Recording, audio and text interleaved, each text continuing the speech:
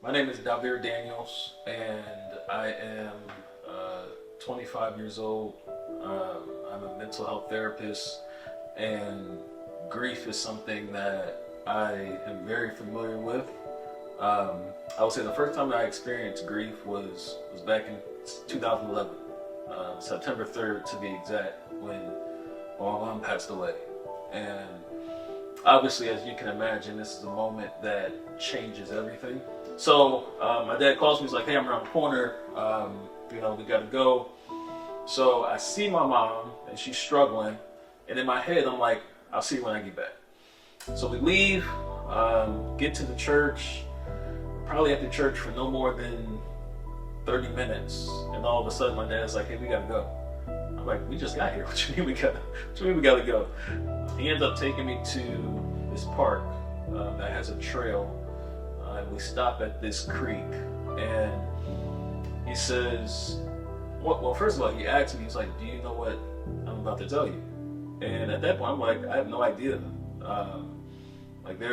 I'm thinking about other things, but nothing about my mom crossed my mind. And he says, "Well, it's like maybe 30 minutes to an hour after we left, your mom passed away." And I would say that's probably one of the biggest obstacles, was getting over that part. Like the reality of, um, I was so caught up, and I was so um, really just taking things for granted, that I didn't take the time to simply just say goodbye before I left. And obviously, you have people along the way, right? You have people along the way that's able to help and come alongside you. Um, for me, man, my dad was a huge piece in just uh, being available, right? Being there and being a presence. Um, the Bible talks about what the enemy would use for evil, God would use it for good. The enemy thought would be my demise. God turned it so that it could be for my good. And getting my bachelor's psychology, getting my master's in clinical mental health counseling, currently getting my doctorate in sport and performance psychology.